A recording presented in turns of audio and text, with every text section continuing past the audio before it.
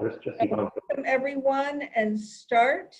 And so we don't keep anybody waiting. We're lucky that we just have one wine to enjoy too much tonight. And I'm thrilled that I have a successful virtual backdrop, which is not my normal MO. I can already recognize a lot of the people on the screen, so I'm going to launch into it. Jesse, you're going to be meeting a lot of Plum Market friends, and they share your spirit, meaning a bottle of wine equals, you know, no degrees of separation. Instant friendship and acceptance, right, everyone? And that's what all this tasting tonight is all about. One utterly delicious French fresh rosé that has a special story behind it. And it's mouthwatering and yummy, and I'm already sipping on too much of it. So that said, a couple of pieces of housekeeping. I am going to keep you muted unless I'm unsuccessful, in which case, if you guys can mute yourselves until we welcome comments, just in the spirit, not of not being inclusive, but to cut down on the background. You know how that works. But you know, you can chat to each other or type some cunning little questions, and Jesse and I will be keeping an eye on them. Tonight is all about lighthearted fun, and when Jesse and I talked about whether we should do this webinar or chat room style, thank you for agreeing with me that this is far more intimate, and I think it's one of the things about these times that I like, that when we have intimate chat rooms, it makes us feel like, again, there's no degrees of separation. For sure. Dry rosé. You know, it took a long time, Jesse, from Michigan to catch up to dry rosé. All of a sudden, it exploded. And I will tell you, the category is unbridled in our stores, both in Michigan and Chicago. And it means what? You know, you can shop styles, price points. All of them are about an easy table, about friends, about sharing, about not worrying about food and wine harmony, not worrying about a damn thing, right? Sure. Just relaxing and getting the knot out of your neck. But tonight we have a special, really lovely French rosé that, and we're going to meet the gentleman who is utterly behind it. I mean, the baby elephant in the room is that Jon Bon Jovi shares a name, though not the spelling. Correct. With iconic rock star, his father, John. But I will tell you, having read about this and also happily listened to some other interviews, this is your baby. This was your brainchild, you know, and as I understand it, while you were still in school studying, you know, business and political science, but I'm not going to bury the lead, as they say in journalism. I'll let you tell that story. But this was, as I understand it, a true collaboration, not just with your father, who didn't open the door right away. He wanted to know what was behind it, but also, frankly, a lauded name in Southern France. If you haven't heard about Gérard Bertrand, one click on Google will show you that the man who used to be a rugby star is now utterly respected for the fact that he owns 16 and counting estates in various lauded appellations in Southern France, all biodynamic viticulture. I mean, serious stuff. He also happens to be tall and incredibly good looking, so the whole thing is just, you know. Very true, very true. But at the end of the day, he's known for audacious winemaking. And one of the first questions, you know, I want answered is how you guys connected. So you did this right when you decided to make a Southern French rosé, and you got a lot of attention from the press, and not just one. So the Spectator put you on their top 100, no small feat that. So if everyone would give a warm Michigan hello to our new friend and the man behind Hampton Water, Jon Bon Jovi. Welcome. Oh, thank you for having me. Cheers, everybody. It's Friday, you know, why not? I am stuck in New York City right now, so for all of you up in the beautiful Michigan area, I am jealous. I've spent a lot of time up in Michigan, especially on Lake Michigan, and for those of you that are near any type of body of water, please enjoy it for me after this. So, We're going to make you even more jealous because you just dealt with some sort of horrible storm. We are enjoying our little brief shining moment of perfect Michigan weather. You know, not a cloud in the sky, a little breeze. The humidity has finally gone away. So I love it. I love it. Well, thank you all for having me on. I appreciate it. I hope you all enjoy the wine. But a little bit about the background of the Hampton Water and where it came from. Me and my college roommate, Ali Thomas, we're both New Yorkers. You know, we grew up going out to the Hamptons, and the running joke out there is that people drink more rosé than they drink water. So by the time we were in college, we very quickly fell into that stereotype. And as a running joke, we were calling everything Hampton Water. You know, no matter what we were drinking, we were, oh, don't worry, you know, it's Hampton Water, it's Hampton Water. And one late night, my dad has always been a big rosé drinker. He offered us a glass of pink juice, which is what he would call it. You know, so my mom would get mad at him about how much rosé he was drinking. And so he offered us a glass of pink juice, and we started kind of giving him a hard time and said, no, listen, you know, you're in the Hamptons, you're not drinking pink juice anymore, you're drinking Hampton Water. He lit up, was like, that is hilarious, you know. Can you imagine if someone made that? People out here would love it. Like, that's such a great idea, whatever. this is you and your roommate, correct? Yeah, it was me and my college roommate. And so we kind of looked at each other and looked up at him, and we were like, we could do that. I mean, I'm sure we could figure it out. And so basically the next day we were still bugging him about it. We were like, oh, Hampton Water, it's a great idea. It's a great idea. And he essentially was like, listen, like, what are you talking about? Leave me alone. You two go figure it out. If you're serious about it, bring something back to me. And so we spent the next 6 months, you know, and we literally called everyone from liquor store owners to restaurant owners to wine importers to winemakers to distributors to, you know, anyone that would literally pick up the phone. Did he want a business plan? He wanted a business plan. Oh, yeah. So we designed the label, we designed the bottle, we came up with this whole marketing concept behind, you know, essentially our thinking was that no matter where you were in the country or in the world, a glass of wine and friends and family is what brings people together. And so for us, the Hamptons, although it is a place, for us, the Hampton life is what we were trying to spread. And all of those things are also integral to the Hampton life, whether it's barbecue. Did you design this label, Jesse? I have. Yeah. So we redesigned this label from last year's. And so last year's was our honest to God design. That one, right? Yeah. Correct. And so we designed that label ourselves. The original idea was that we wanted to shrink wrap the entire bottle, and we wanted to have her, the diver, diving from water into wine. And so the idea was that the top half of the bottle was going to be white and the bottom half would be clear plastic. And so it would look like she was turning water into wine. And then we went and met with the French production team, and they sort of laughed at us and told us that that's not how wine labels work and that we didn't know anything. And then we ended up having to go with the paper label. But we kept the diver, obviously. And then this year, we really kind of challenged ourselves and we said, you know, what can we do to really kind of step up our game a little bit more? You know, what could we do on more of a national platform? You know, initially we just launched in 13 states in our first year.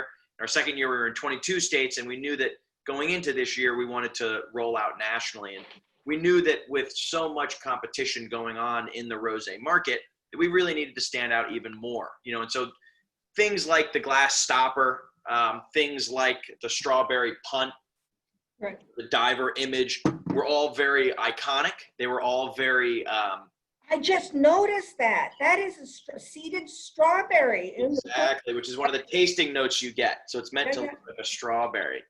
But so, you know, essentially we kind of challenged ourselves and we said, you know, we have some great things that when you're holding it, you remember. You know, we always say that the diver is like our Nike swoosh. No matter what, you know, you recognize that is the Hampton Water image.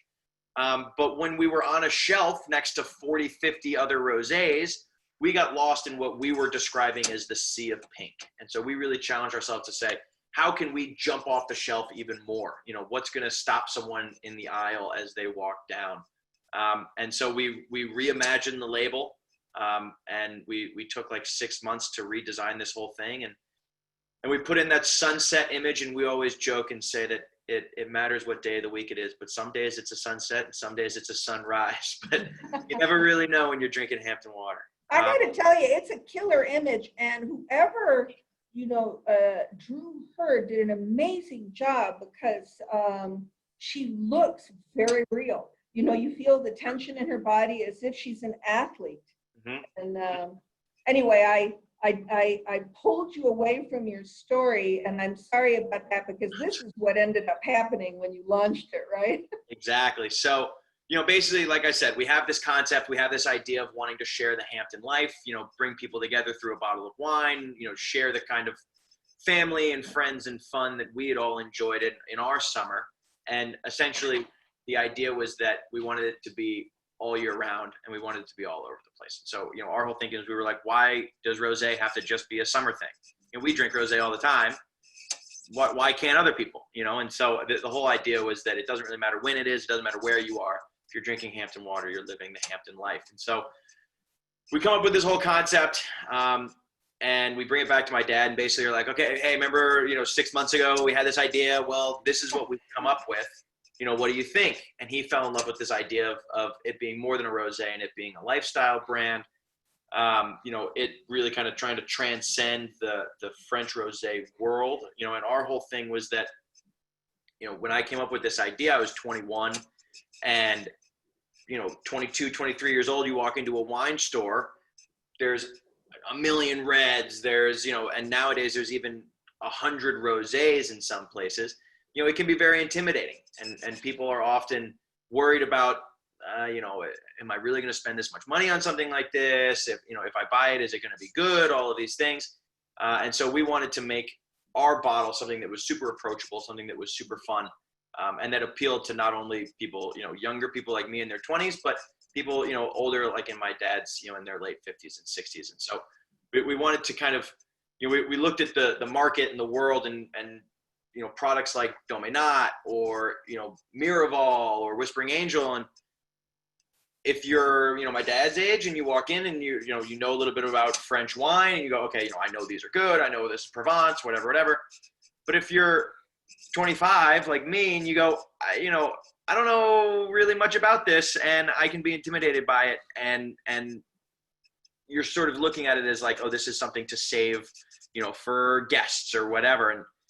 And so we wanted to create something that, if you compare it to, let's say, a white girl rosé, which is all fun, we wanted to kind of find somewhere that was in between, something that was But fun. you were going for quality. I mean, obviously you were, because you're also talking about brands like Whispering Angel that are, running with big dogs. Totally. Yeah. I mean, dominate the market. So you have to tell us how you tripped across this guy, right? Yeah. Yeah. So literally we come up with this concept and essentially just start asking around, friends and family and saying, does anyone know anyone that makes wine? We have this cool idea. We want to kind of see if we can make it happen. And a family friend of ours said, actually, I kind of know this guy, Gérard Bertrand. He makes an unbelievable bottle of wine. We really like it. So we literally went to the liquor store and bought a couple of his bottles. And we're like, man, it's really, really good. And it's not from Provence, which I think could be kind of cool, because so much of the, like I said, Miraval, Minuti, right. Everyone who is in the rosé game now seemingly is coming out of Provence. And so we knew that we wanted it to be French, but to have a slightly different region, we thought was something that was really cool. And so we get introduced to Gérard, we tell him this whole concept, and he absolutely falls in love with it because his whole brand and his whole belief is sharing the lifestyle of the south of France. And what we realized immediately was that the story that he's trying to tell through his wine, we wanted to tell a similar story. But he wanted to meet you, correct? Absolutely, yeah. And so he actually came to New York. He travels like an absolute madman. He is on the road 200 plus days a year, traveling all over the globe, telling his story and telling people about Languedoc. And so he came to New York, he met with us. And then I went over to his vineyard. We met with him. It must have been the winter. I'm trying to remember when it was, but I ended up going over there in September of that year. 2017? So that would have been 2017, yeah. So I went over there, met with his whole team. And it was kind of like this secret operation. You know, they were in the middle of Harvest Festival. And so there were people from Southern Glazers, you know, there were distributors, sales reps all over the world, and all these different people that were all industry people, you know, whether it was restaurant people or whatever.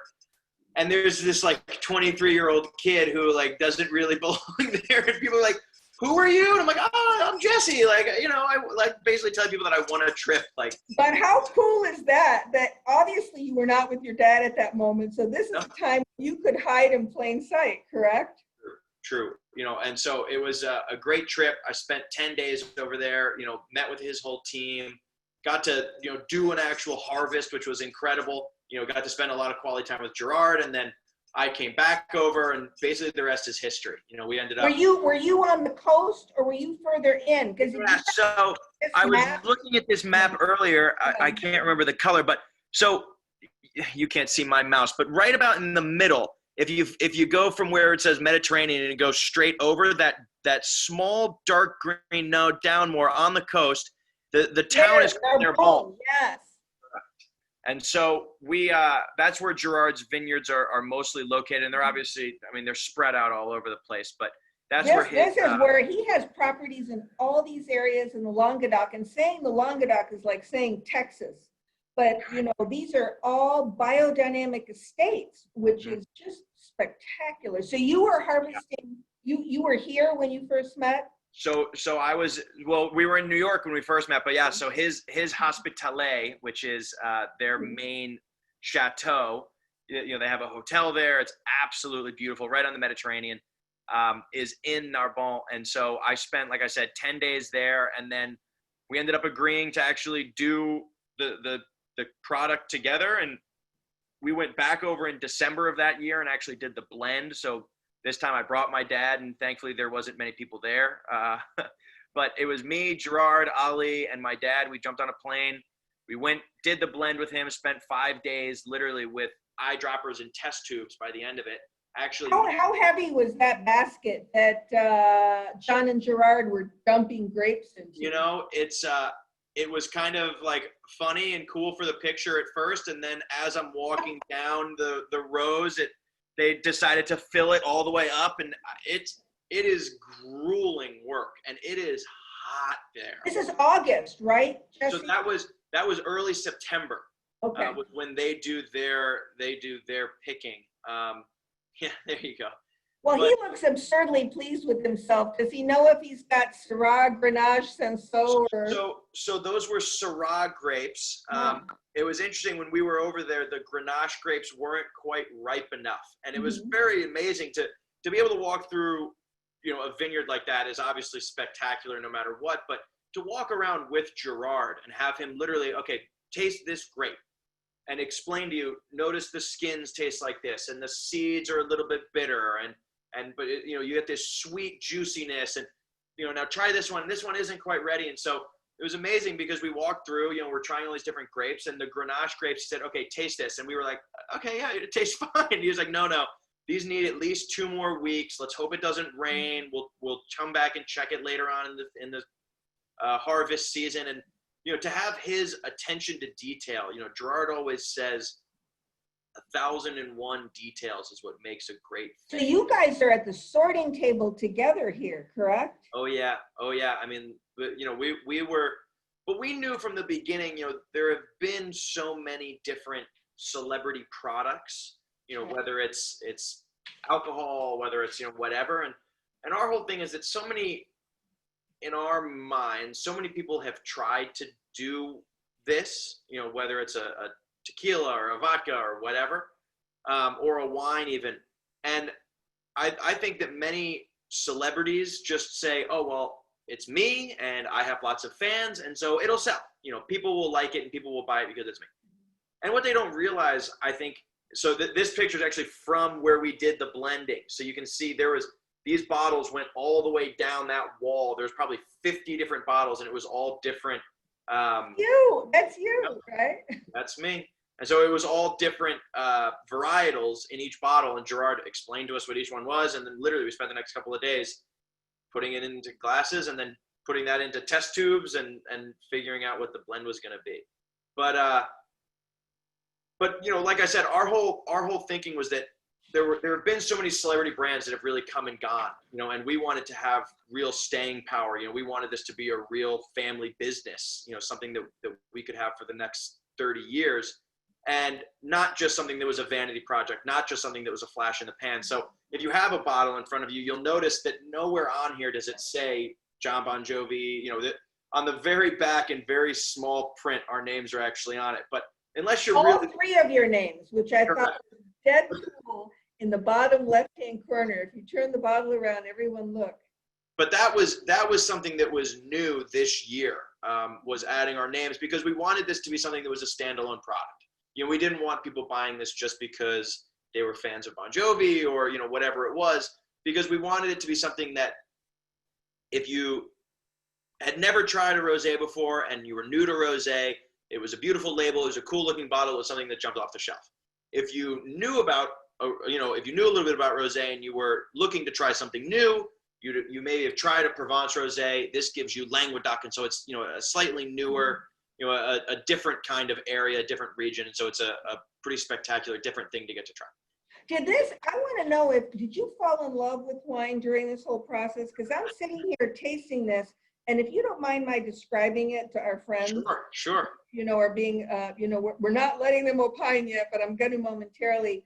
And I read some critical press on it just to see how others describe it, because my descriptions are always very simple.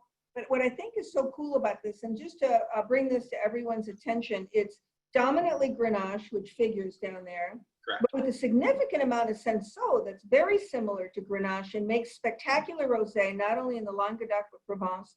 And then an equal amount of Mourvèdre and about 10% Grenache Syrah. So it's a neat blend. It's traditional, but it's actually quite unique in the addition of that much Cinsault. And this comes from multiple vineyards, correct? Yes. This basically, this was designed to be Gérard's sort of premium rosé. We describe it as the super premium of his kind of selection. And so this comes from, a number of different vineyards around the region that he either owns himself or works with. And he is, able to produce this amazing blend. One other cool thing about Hampton Water that I think is not particularly common in a lot of French rosés. Most rosés traditionally are aged in just stainless steel, those giant stainless steel, what would you call them? I don't want to say vats, but basically giant stainless steel barrels. And that one will kind of lead to a little bit more of an acidity, but it's because rosés traditionally don't age. You would want to drink them in the first year. We wanted to do something that was a little bit different and that was a little bit softer, because we had found that there were so many rosés that you have a glass, maybe you have two, and because of the high acidity level, that we often got heartburn, and we also often were drinking more than just 2 glasses of rosé, as I'm sure many people do. And so we spoke with Gérard and spent quite a bit of time trying to figure out how do we kind of make it a little bit more drinkable. If you wanted it to be called Hampton Water, it's got to go down like water. And so one thing that he suggested was to partially oak age the wine. And so the Mourvèdre spends 30 to 60 days aging in oak before it's blended into the rest of the blend. So it's just the one portion, which is what, about 15%, and about 20%, yeah. Barrels, not new oak, correct? New oak, yeah, new oak. It's a new oak? Correct. Wow, well, you got me, because I don't pick it up either in the smell or the flavor. So the man knows what he's doing. Exactly. And so, but what you will notice if you drink this next to, another kind of Provence style rosé, what you will notice is that one, it's a much longer finish. It's not just that kind of, quick bang of flavor, and then there's not really much else after that. If you take a sip, you'll notice that it really coats your entire tongue. And it also doesn't have that kind of bite that you can sometimes get with a lot of other Provence style rosés. It's much smoother, it's much rounder, but without being overpowering, like you said, you don't necessarily pick it up in the smell or even really in the taste. It just kind of rounds it out and really allows those different, red fruit notes that you get, and that great, South of France minerality. It really allows that to really shine through. But it's really mouthwatering. And actually, if you all, those of us in the wine business who are always trying to figure out how the hell do we describe minerality, which basically means rocks, right? Inorganic earth. And there's a saltiness to this that's just spectacular. It makes me think, wow, freshly grilled fish and olive oil, but this is the Greek talking. But you also get the fruit, to me, is very much like wild seeded strawberries. So I think it's wonderful. I don't know if you put that thought in my mind with the pun, yes. It's also very floral, both fresh and dried flowers. And I'm not being, you know, well-mannered and kind to Jesse, because this wine bears examination, and that's the nicest compliment I can pay, is that you can zone into it and pay very close attention to it and then pull back out and ignore it, and it will do the job, meaning it's utterly mouth-watering. You haven't killed the acidity. There it is. It just doesn't command your attention, and it's not annoyingly tart. It also, frankly, Jesse, has depth, and it makes me think, gee, what will this wine do in about, 6 months? Do you mind if I ask folks if they have anything to comment on, if I can figure out how to unmute them? Hold on just a minute, because, you would think I would get better at that. And while I'm looking to do that, if you— I still don't know how Zoom works, so. My team, here we go, unmute all. Before I unmute all, I want to know a couple things. Selfishly, I'm going to ask him a question. Sure. You are, I bet money, you're now a member of our tribe. You are a member of the wine community. And you have a business mind. Has this fulfilled that, or are you clicking on what other Jesse Bongiovi wines in collaboration with Gérard or not? People have often asked me, what's next? Is there an expansion? Are you guys coming out with more stuff? This takes up every minute of every single day. We are in 50 states now. So like I said, we grew from 13 to 22 to now all 50 states. We're in 13 countries. We're in Australia. So we're in a number of different, very distant time zones. This Hampton Water has very much absorbed every ounce of my being. You are not bored, correct? There has not been a day off in about 3 years. So the man's working. I'm unmuting people so that they can weigh in. If anyone wants to give an opinion or a comment. Sure. I have officially unmuted you. If I haven't, you can unmute yourselves. But I have to tell you, you know that people are going to keep asking you this question, Jesse, because since this wine has legs, and especially now that you're international and your collaboration with Bertrand has been so successful, they're not going to back off asking you what. I mean, you can't do a Languedoc Blanc or a Languedoc Rouge, but I will wait 2 years before I ask you. Is that fair enough? Yeah, give us a little more time. We gotta build the team out a little bit more, so I'm not doing everything. And then yourself. Creative.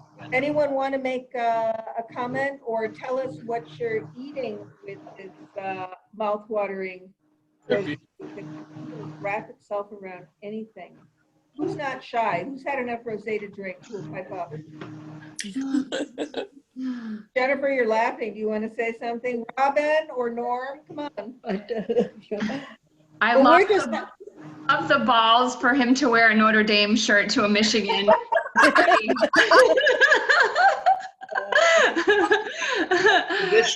Last year you guys got the best of us. Right. I'm from the East Coast, so it doesn't matter to me, but I hope my son goes to Notre Dame. I'll take it. Yeah, it was funny when Notre Dame played Michigan last year. My girlfriend, whose apartment I'm in right now, brother went to Michigan, and all of his friends went to Michigan. And I was the lone Notre Dame fan sitting in the living room talking all of the smack. And then immediately we got murdered by about 40 points. And I just sat there and was like, I hate it here. I'm a U of M Ann Arbor hippie and never went to a football game. So I love you just as much as I love Ann Arbor. Anyone else want to make a comment about how this rosé is striking them? Because I find it particularly tremendous salinity, mouthwatering acidity, but still being dangerously friendly, I will say. You can handle 6 months bottle age. It's very, very drinkable. You can just keep drinking. And I am a native Long Islander. I appreciate the Hamptons. Okay, thank you.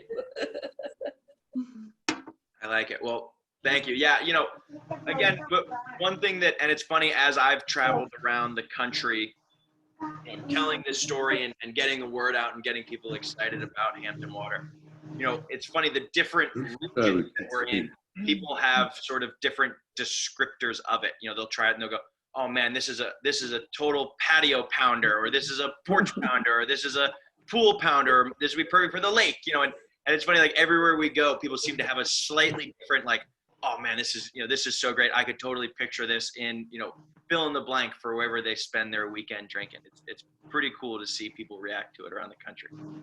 I have a very good question, actually, if there's a purpose to a punt. And as far as I know, there's no actual purpose to it, but it is fun to hold the bottle by the punt. And actually, you have artistic license with glass, right? True. So, you know, the cool thing, and honestly, we were a little jealous of Gérard when we first started to learn about him, and we saw how beautiful the Côte de Rose bottle was with that beautiful rose on the bottom. We were like, all right, we got to come up with our own cool thing.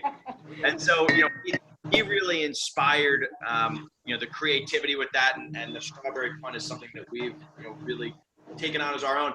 But another cool thing is that these are often in water when you go to restaurants, you know, to keep them cold. And so it gives you a little bit more grip. So we've seen lots of people pour them from this. Another cool thing for those of you at home, the glass stopper. Yeah. If you had trouble opening this bottle, you know, today, here's a little trick.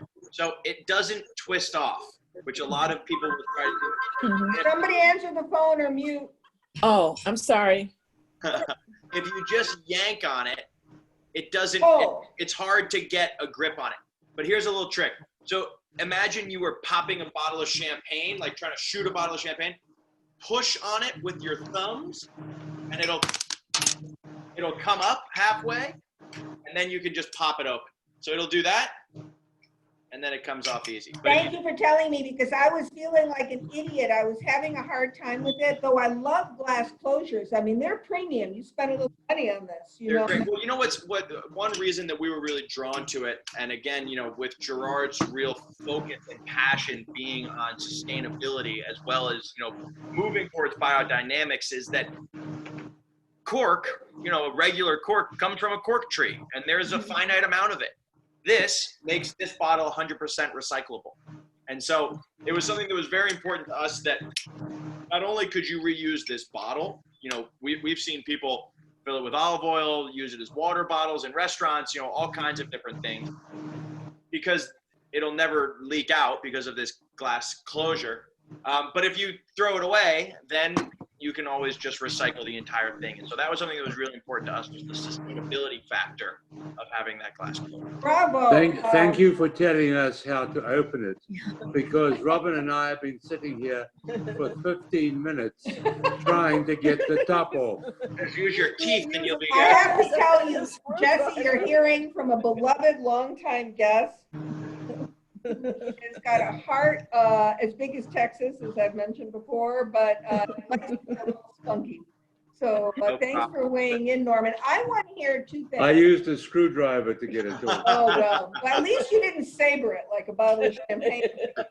So I want to know what people are eating. And I also, when you are tired after working 3 years in a row, with nobody to help you, what you're going to fix, you need a comfort combo with this bottle of wine. What is your go-to food? Do you have a favorite food that just soothes your soul and opens your heart up? So being Italian, my grandpa makes an eggplant rollatini that is out of control. And if I could eat it every day, and if I could talk him into making it for me every day, I would probably do that. But you know, the amazing thing with this blend, you know, I think so many people, you have a steak and you have red wine, you have fish, you have white wine, but rosé in general, and specifically Hampton Water, is so versatile. You know, there's so many different things you can have it with. My business partner, Ali, he came up with this concept the first fall, because we basically were saying, you know, summer's over, high season is kind of slowed down. People are going to stop drinking rosé as much. So what can we do to really? Oops, I just, sorry, I just muted Jesse. Did I mute you? I unmuted myself. Everyone mute yourselves if you're not speaking, just because there's too much feedback. Go ahead. So. But so he came up with this concept of doing what we called the Pink Bottle Boy Dinner Series. And so we are the Pink Bottle Boys. And he came up with this idea of going to different chefs around the country and throwing dinner parties and just giving them the bottle and saying, make whatever you think goes with this. So we've done it with everything from Italian food and, short rib and pasta to, things as out there as Chinese food and Thai food. And we did a big Chinese New Year party in Vegas, which was a ton of fun.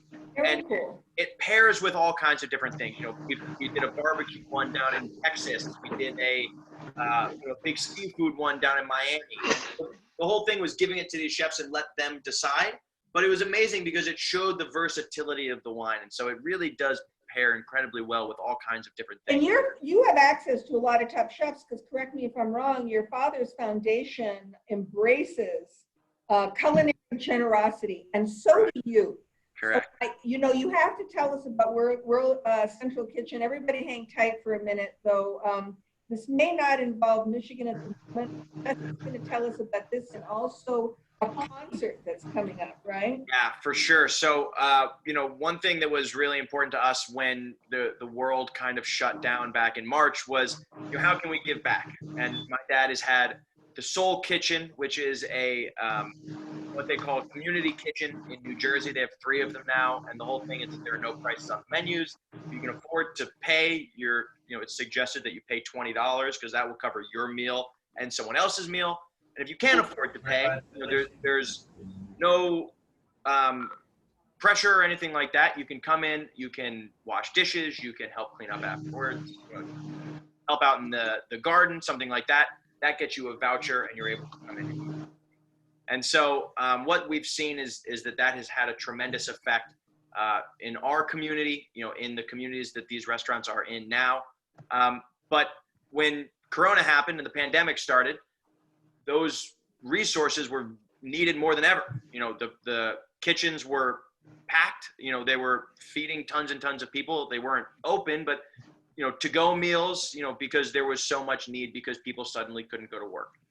And so we really challenge ourselves to say, what can Hampton Water do? And there were a number of different alcohol brands that were, giving to bartenders, foundations, and things like that. And for us, it was important, and we wanted to feed people because we knew that there were people in need, but we also wanted to do something for the restaurant industry. And so when we heard what World Central Kitchen was doing, their new platform because of COVID has been they're empowering local restaurants through donations to bring back their staff and then feed people in need in their neighborhoods. And so people can go to the World Central Kitchen website and donate, correct? Correct. But also $1 of every bottle, if you order a bottle on our website, $1, not that you shouldn't go into Plum Market and get yourself a bottle, but that's okay.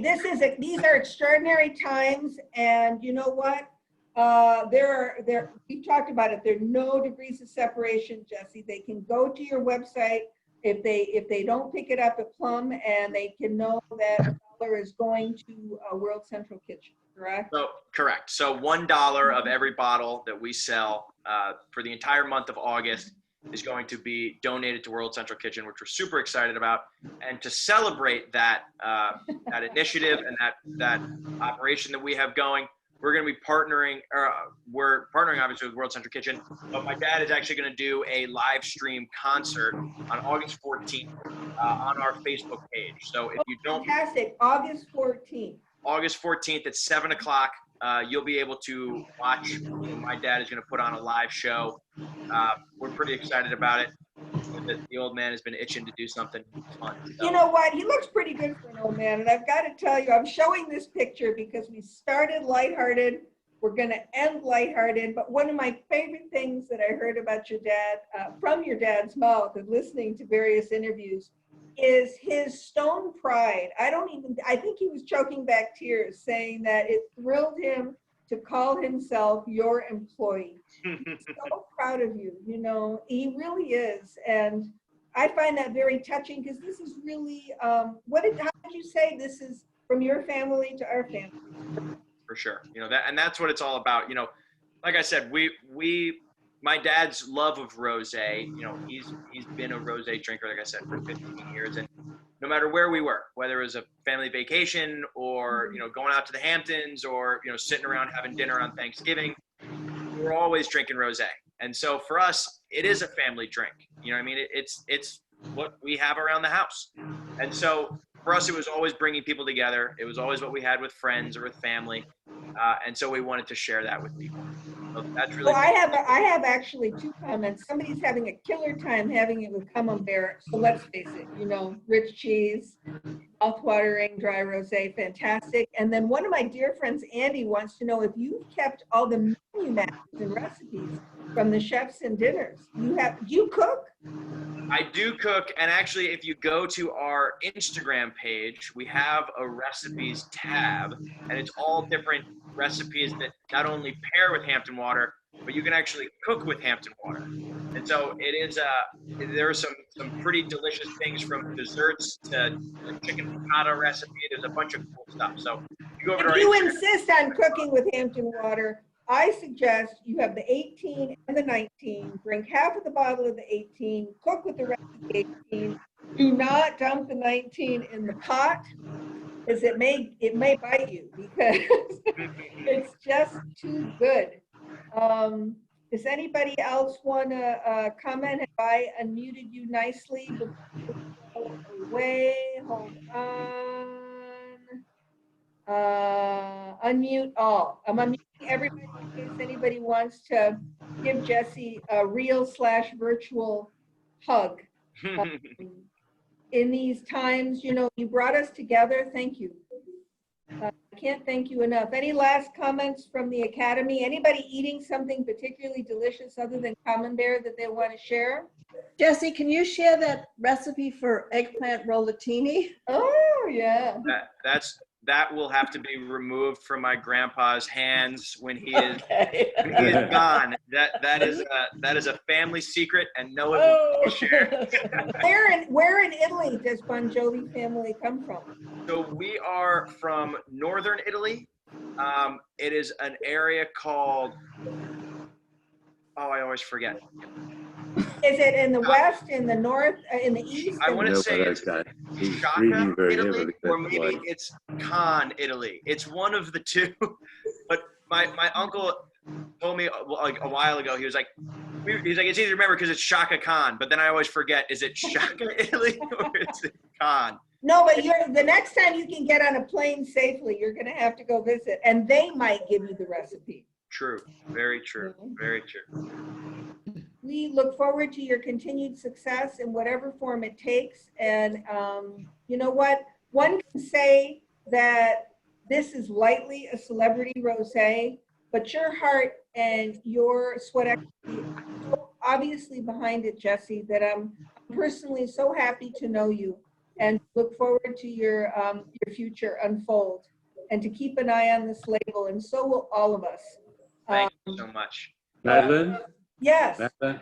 Yes. My prejudice against pink wines is widely known, but this is one of the best I've had. This is from Norm, the warm-hearted grouch. So, you know that's high praise. And I will tell you, because I always finish with what we're doing next week. And Jesse, I'll make sure that you get this link if you want to join in, because she's a really special Russian River Valley winemaker. Teresa Heredia from Gary Farrell Vineyards. If you love Russian River Chardonnay and Pinot Noir that is lifted and elegant and not over oaked, and she's a Russian River specialist, and that is going to be next Thursday at 6:30. But I will send a recap to everyone, and let me make sure I got this right because I'm trusting my non-existent memory. The concert is on your Facebook page. Correct. 7 p.m. on August the 14th. 14th. Next Friday. A week from today. A week from today. Well, you have made indelible friendships in Michigan, And we're not being polite because of your last name. We were thrilled to meet you. Thank you so much for having me. And everyone here, if you want to just keep up with what we're doing, a great way to do that is following us on Instagram or on Facebook or on Twitter. We are all over it. And we do, on Instagram, we do Instagram Lives every Tuesday. So if you want to come watch me cook a steak and make some sort of a salsa this Tuesday, I'll be doing that on Instagram. So thank you, everybody, for having me. Cheers. Enjoy your weekend. At what time, Jesse? What time 5 are you? o'clock. 7 o'clock. 7 o'clock is the concert. 5 o'clock is the live. So if you want to come Okay. check us out on Instagram every Tuesday at 5, we are on there. Oh, What thank happens you. at Tuesday at 5? Instagram Live. We do like a show. Here's to everyone staying healthy, staying Yeah. staying cheerful, sharing. And I managed a virtual background that are Gérard Bertrand's vineyards. So yay to I that. like it. All the best to you. I hope you and your girlfriend have a beautiful evening on the East Coast. Absolutely, we will. Stay safe, everybody. Thank you so much for having me, and have a great weekend. Thank you. You. Bye-bye. Bye. Thanks, everyone. I'm so lucky to know you all. Thank Wonderful you. to see all your faces and see all your names. Thank you for joining. I'm hanging for a minute if anyone wants to hang. Thank you, Madeleine. Wine's nice, isn't it? Oh, yeah. Very nice. For him to partner with Gérard Bertrand was no small feat, let me tell you. I'll chat to whoever's hanging out for just a minute, but if you look him up, he himself is a celebrity in France, you know, rugby like superstar. And ended up working with his dad for 12 years. And when his father died tragically, all of a sudden in 1987, Gérard took over the entire operation and has taken it to like cosmic proportions in terms of the number of estates he's purchased. But most importantly, I mean, really committed to biodynamic viticulture, which is, you know, taking organic to an obsessive level. I think you can unmute yourself if you need to, if you feel like talking. But you know, that's why I was very curious how they connected to Bertrand. But one of the great things about having connections in celebrity that obviously somebody knew Bertrand personally, so they arranged the meeting. But what struck me when I read about this is Bertrand, before he committed to this project, insisted on meeting the Bongiovis. And he wanted to see where they were coming from. And if you look at the pictures of Jon, he's very open-hearted and happy about the whole thing. You know, this was really a labor of love for him. But I'm quoting him from an interview when Jesse approached him initially. He said, "Show me the business plan," you know. So evidently that took 6 months. So what's going on with everyone? Is everyone enjoying the weather? It's a perfect evening. Absolutely perfect evening. Madeline, a question for you. Mm-hmm. Are you able to hear me? Oh yes, absolutely. Hi. Was wondering where are the grapes grown? He really didn't talk about the blend. He's not saying the specific vineyards, but if you look at the map I showed, you want me to pull it back up again? Is it Languedoc It's primarily? Languedoc. Yeah. It's Languedoc. Oh, hold on just a minute. Let me pull up the PowerPoint. Hold on a second. I may have to hold on. Slideshow from the beginning. Okay, here we go. Yeah, but Bertrand's vineyards are everywhere. I may do it in a little bit of a car wreck fashion. That's okay. It's just us. So There we go. yeah. So if you look down here, Bertrand's personal vineyards are here right on the coast. And one of the notable appellations in this area is La Clope. And then here, what used to be the Coteau de Languedoc, but also Corbière, Minervois, inland to Limoux. He's got at least 16 I know of. Now, I would imagine for this project, because they wanted to make a reasonable amount of this wine, that they're not saying. So they may be, they're probably purchasing from growers that he has relationships with. And maybe, you know, there are a lot of farmers that sell their grapes to co-ops that they belong to. So I would imagine to make a reasonable amount of wine, he had to go outside of his own estate. So they're just admitting to the wider Languedoc at the moment, not specific sub-appellations. Great. Thank you. That's the best I can do. And trust me when I tell you I trolled around. That's one thing, a nice thing about God inventing the internet is that you can, listen to interviews ad nauseum, right? And Bertrand Group's a great interview, and actually his website is terrific. If you go to Gérard Bertrand, there's a French one and a separate English-speaking one. And he gives great details about the estates he owns. But on a collaboration like this, they are not being forthcoming about the specific grape sources at the moment. And I don't blame them, So what commonly happens is probably being made at one of his many facilities. But they're pulling in grapes from a wide range. Is this the third year that it's been offered? I think it's the second, because the first. The second, okay. He conceived of this in 2017, and I oddly had to drive to Ann Arbor yesterday because I had unconsciously just pulled it off a shelf, and it was the 18. And I realized we had both the 18 and the 19. So if you're wondering which one you have, the one that's got, the colored label that looks like this is the 19. And the one that, where she's diving into a pool of water is the 18. You are not being cheated either way. The 18 just shows you that it bears it can handle a little bottle age, but it's not as effusively fruity. The style is the same, and the cepage, the blend is the same. So it's still Grenache dominant with 15% each of Cinsault, which is kind of a workhorse grape that makes great rosé in the Languedoc and Provence.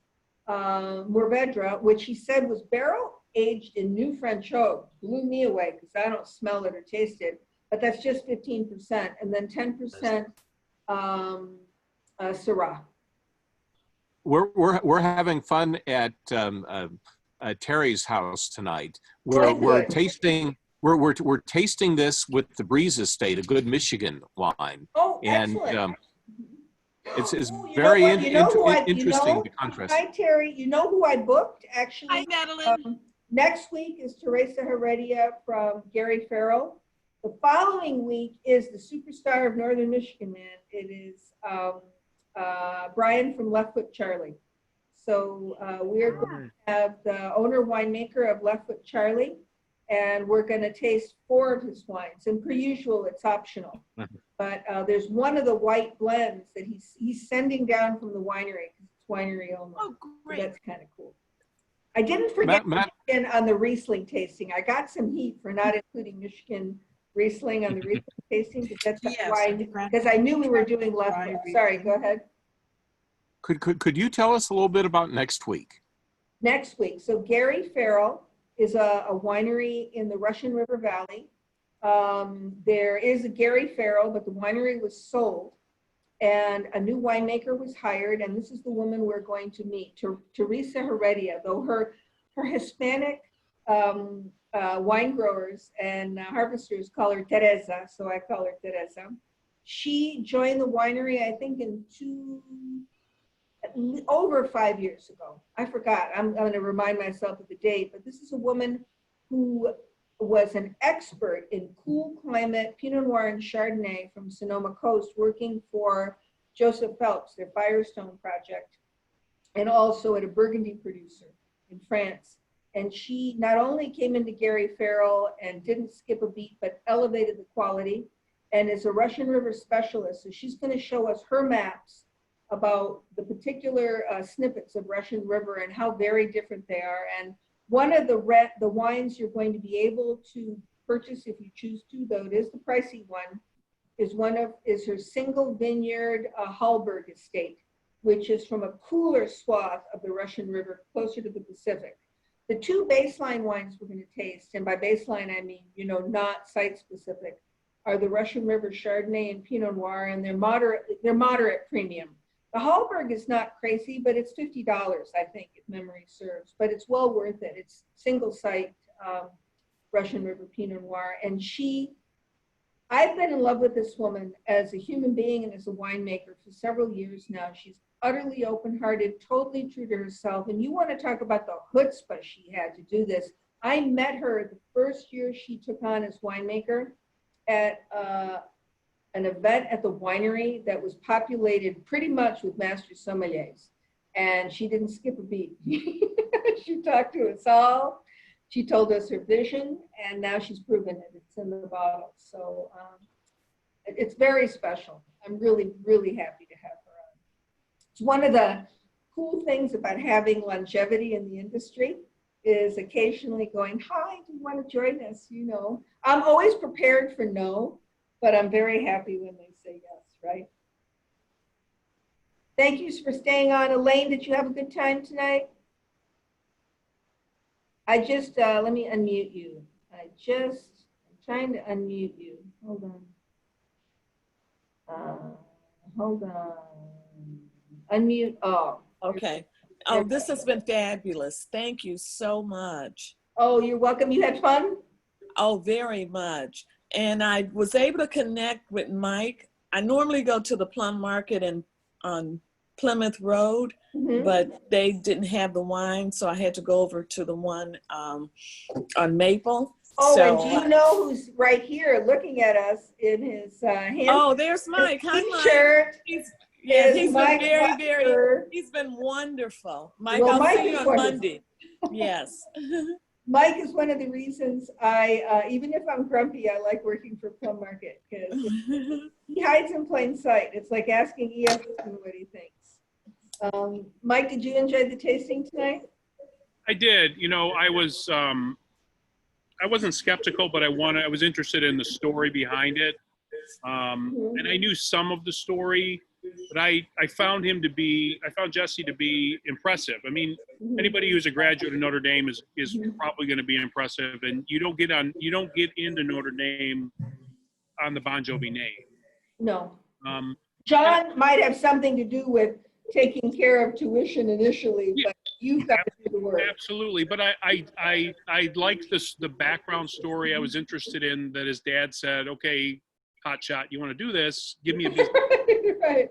Give me the business plan, and he took 6 months to do it. And as a graduate business degree from Notre Dame, he put together a business plan.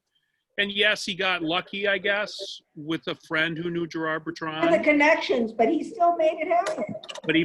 But he followed through on it, and he impressed Gérard Bertrand enough to, you know. And you and I know Gérard Bertrand is very well respected across the wine world. I was impressed. I was impressed with him. I was impressed with his enthusiasm. I do think he has a lot of things to learn, as we all do, but I don't think he's done.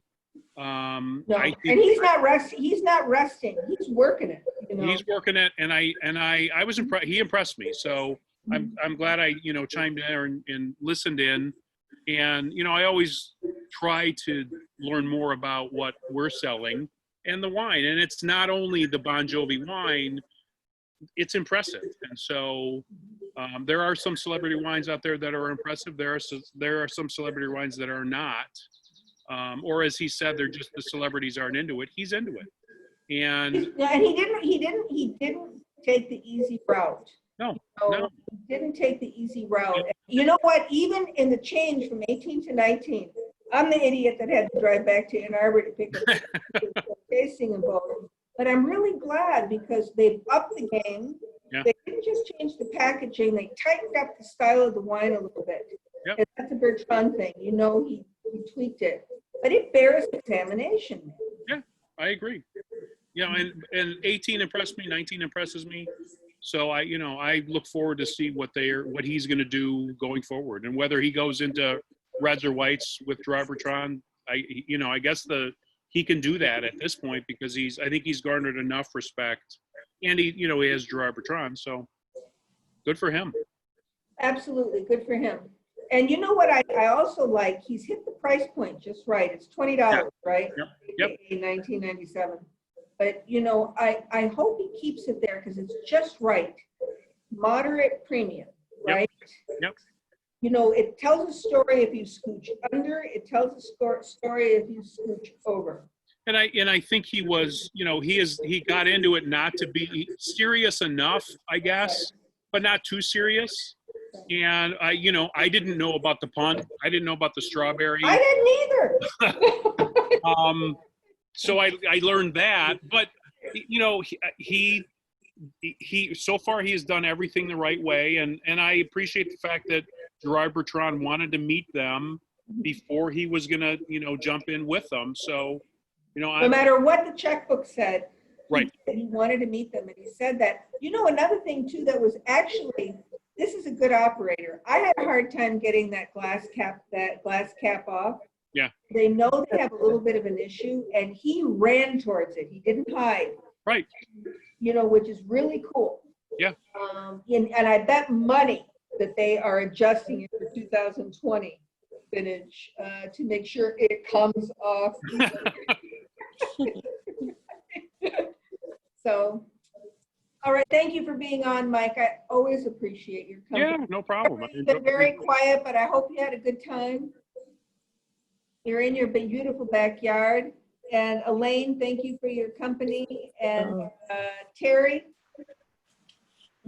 Yes, we'll see you on Thursday. Oh, there you are. Yes. Teresa Heredia from Gary Farrell. Don't miss it. She is, we're going to not record this part, but I will tell you, she is a badass on so many levels. You know, she's really special. She is her own woman, and she's just deeply respected. And that happened almost overnight in California, taking over a winery that already had a reputation.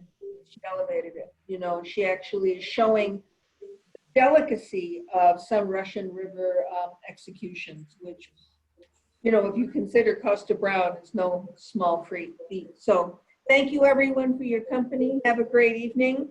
I'm going to punch out. Thank you. Yay. Hi, Corinne. Bye-bye.